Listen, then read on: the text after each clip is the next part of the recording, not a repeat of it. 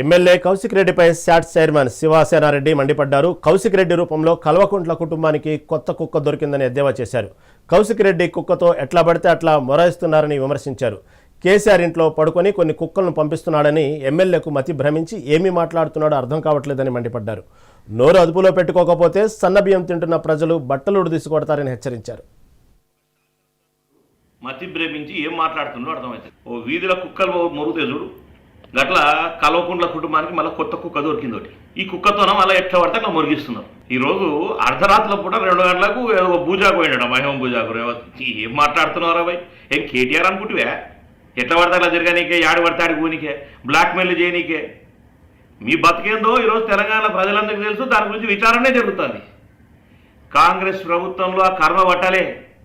కాంగ్రెస్ ప్రభుత్వంలో రేవంత్ రెడ్డి గారి సర్కారులో ఉన్న మంత్రులందరూ ఈరోజు ఏ స్థాయిలో పనిచేస్తున్నారో అందరికీ తెలుసు. 24 గంటల్లో 18 గంటలు పనిచేస్తున్న ప్రభుత్వం కాంగ్రెస్ ప్రభుత్వం, రేవంత్ రెడ్డి సర్కార్. గుర్తుపెట్టుకో కౌశిక్, నోరు అదుపులో పెట్టుకొని మాట్లాడకపోతే నీ బట్టలు కూడా తీసుకొడతారు. ఇది మేము కొట్టాల్సిన కాంగ్రెస్ వాళ్ళు కాదు, అవసరం లేదు. ఎవరైతే సన్న బియ్యం తీసుకున్నారో, సన్న బియ్యం తీసుకున్న ప్రజలు కొడతారు. గుర్తుపెట్టుకో. ఉచిత బస్సు ఎక్కుతున్న మహిళలు ఉరికిచ్చి బట్టలు తీసుకొడతారు నీలాంటి. రేవంత్ అన్న గురించి మాట్లాడితే ఒక సైన్య వ్యవస్థ తెలంగాణలో ఉండేటువంటి యువకులందరినీ ఏకమై మీలాంటి బిచ్చప్ కొడుకులను అందరినీ ఉరికిచ్చి కొట్టడానికి సిద్ధంగా ఉన్నాము. ఏం మాట్లాడుతున్నావు? ఏంది మీ ఫోన్లో ట్యాపింగ్ చేయడమా? నీలా అంటే మీకే గతి లేదు. మీ ఫోన్లో ట్యాపింగ్ చేయాల్సిన కర్మే ఉందిరా భయ్ మాకు.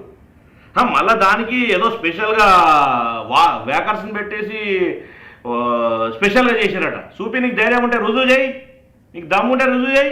ఎడబెట్టిరో స్పెషల్ హ్యాకర్స్ని పెట్టిరా, హ్యాకర్స్ని పెట్టి సపరేట్గా మీలాంటి వాళ్ళ కోసం మళ్ళీ చేసిరా.